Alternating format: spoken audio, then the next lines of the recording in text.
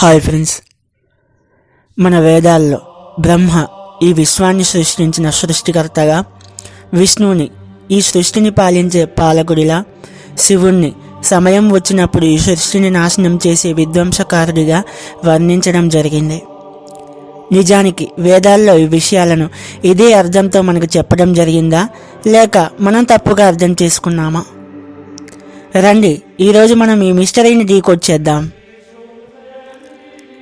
నిజానికి బ్రహ్మ, విష్ణు, శివుడు ఈ ముగ్గురు వ్యక్తులు కాదు, ఫోర్సెస్, 3 ఎనర్జీ ఫోర్సెస్. మన భారతీయ సాంప్రదాయాలు, వేదాలు అన్నీ కూడా స్పిరిచువాలిటీ అండ్ సైన్స్ రెండింటితో ముడిపడి ఉన్నాయి. సృష్టి ప్రారంభంలో లిఖితపూర్వకమైన భాష అనేది ఇంకా కనిపెట్టలేదు. మన వేదాలను కేవలం కంఠస్థం ద్వారానే ఒకరి నుండి ఒకరికి చేరవేసేవారు. వేదాల్లోని నాలెడ్జ్ని ఎక్స్ప్లెయిన్ చేయడానికి సింబల్స్ని వాడేవారు. మనం బ్రహ్మ, విష్ణు, మహేశ్వరుని సైన్స్ ప్రకారం చూస్తే, సైన్స్ ప్రకారం మనం యాటమ్స్తో ఏర్పడ్డాము. ఒక యాటంలో ఎలక్ట్రాన్, ప్రోటాన్, న్యూట్రాన్లు ఉంటాయి.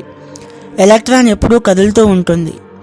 ఎలక్ట్రాన్ అనేది మూవ్ అవుతూ ఉండకపోతే ఆ యాటం చనిపోతుంది. ఇలా మనలో ఉన్న అన్ని యాటమ్స్లలో ఎలక్ట్రాన్స్ మూవ్మెంట్ అవ్వకపోతే మన బాడీలో ఎవ్రీ ఆటం చనిపోతుంది, అంటే మనం చనిపోతాము. ఈ ఎలక్ట్రాన్ మనం జీవించి ఉండటానికి కారణం. మన వేదాల్లో బ్రహ్మదేవుడు చనిపోతే సృష్టి అంతా నశించిపోతుంది అని చెప్పబడింది. అందుకే బ్రహ్మదేవుడు ఈక్వల్ టు ఎలక్ట్రాన్, ప్రోటాన్. ఒక యాటంలో ఎక్కువ మొత్తంలో ప్రోటాన్స్ మాత్రమే ఉంటాయి. ప్రోటాన్స్ యొక్క సంఖ్యనే ఆ యాటమ్ యొక్క పరమాణు సంఖ్యగా పరిగణిస్తారు. మన వేదాల్లో విష్ణువు అంటే సర్వాంతర్యామి, సర్వవ్యాపి, అంతటా వ్యాపించి ఉన్నవాడు అని చెప్పడం జరిగింది. అందుకే ప్రోటాన్ ఈక్వల్ టు విష్ణువు. న్యూట్రాన్. ఈ న్యూట్రాన్ అనేది యాటమ్కి సెంటర్లో కాన్స్టెంట్గా ఉంటుంది. ఈ న్యూట్రాన్ చుట్టూ ఎలక్ట్రాన్, ప్రోటాన్స్ తిరుగుతూ ఉంటాయి. ఒకవేళ ఈ న్యూట్రాన్ తన ప్లేస్ నుండి కొంచెం పక్కకు మూవ్ అయినా కూడా ఆ యాటమ్ మొత్తం కూడా డిస్ట్రాయ్ అయిపోతుంది. యాటమ్ డిస్ట్రాయ్ అయినప్పుడు జరిగే ఆ విధ్వంసం న్యూక్లియర్ బాంబుకి ఈక్వల్గా ఉంటుంది. మన బాడీలోని ఒక్క యాటంలో ఒక న్యూట్రాన్ కొంచెం కదిలినా మన బాడీ మొత్తం ఒక న్యూక్లియర్ బాంబులాగా పేలిపోతుంది. మన వేదాల్లో శివుణ్ణి విధ్వంసకారుడిగా వర్ణించారు. శివుడు తన 3వ కంటిని తెరిస్తే ఈ సృష్టి అంతా నాశనం అవుతుంది. శివుడు మెడిటేషన్లో స్థిరంగా కూర్చొని ఉంటాడు. తన 3వ కన్నును తెరిస్తే తన స్థిరత్వాన్ని కోల్పోతాడు. న్యూట్రాన్లా సృష్టి నాశనం జరుగుతుంది. అందుకే శివ ఈక్వల్ టు న్యూట్రాన్. ఇప్పుడు స్పిరిచువాలిటీ పరంగా డీకోడ్ చేద్దాం. బ్రహ్మ మనిషిలో భావాలను సృష్టించాడు. అవి కామము, క్రోధము, లోభము. ఈ 3 భావాలతో పాటు మనసును కూడా సృష్టించాడు. ఈ మనసును మనిషి యొక్క హార్ట్ దగ్గర పెట్టాడు. ఈ మైండ్ అనేది ఈ ఫీలింగ్స్ని కంట్రోల్ చేయడం స్టార్ట్ చేసింది.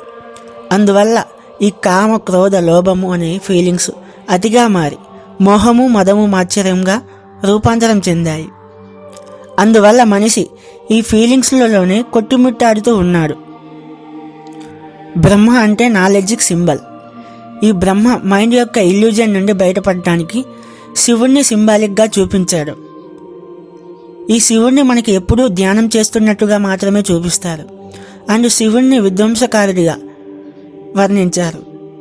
శివుడు తన 3వ కన్నుతో సృష్టిని నాశనం చేస్తాడు.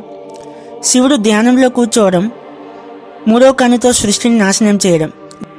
దీని వెనుక ఉన్న సీక్రెట్ ఏంటి? మీరు ఈ వీడియో పాజ్ చేసి మీరు ఏమనుకుంటున్నారో వీడియో కింద కామెంట్ చేసి చెప్పండి. శివుడు ధ్యానం చేయడం వల్ల తన 3వ కన్ను తెరుచుకుంటుంది. దీనినే జ్ఞాననేత్రం అని కూడా అంటారు. ఎప్పుడైతే ఈ జ్ఞాననేత్రం ఓపెన్ అవుతుందో అప్పుడు ఈ బ్రహ్మ సృష్టించిన మనసు ద్వారా ఏర్పడిన మోహ, మద, మాత్సర్యములు నాశనం చేయబడతాయి. విష్ణువునే నారాయణుడు అని కూడా అంటారు. తనే బ్రహ్మ సృష్టించిన ఈ సృష్టిని పాలించేవాడు అని వేదాల్లో ఉంది. బ్రహ్మ మనిషిలో కామ క్రోధ లోభాలను సృష్టించాడు. బ్రహ్మ అంటే జ్ఞానానికి సింబల్. ఏ మనిషికి అయితే ఈ ఫీలింగ్స్ని కంట్రోల్ చేయడానికి ధ్యానం చేయాలి అని తెలుస్తుందో అతను బ్రహ్మజ్ఞాని అవుతాడు. ఎవరైతే ధ్యానం చేసి మూడో కన్నుతో తనలోని మోహ మద మాశ్చర్యాలను నాశనం చేస్తాడో అతను శివుడుగా మారుతాడు.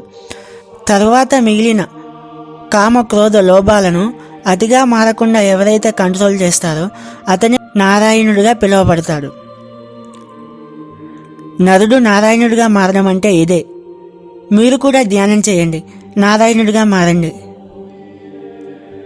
ఫ్రెండ్స్, మీకు ఈ బ్రహ్మ విష్ణు మహేశ్వరులు సైన్స్ ప్రకారం కరెక్ట్ అనిపిస్తుందా, స్పిరిచువాలిటీ ప్రకారం కరెక్ట్ అనిపిస్తుందా? మీ అమూల్యమైన అభిప్రాయాన్ని కామెంట్ రూపంలో తెలియజేయండి. ఈ వీడియో మీకు నచ్చితే లైక్ చేయండి, షేర్ చేయండి, ఛానల్ సబ్స్క్రైబ్ చేయండి. Thank you.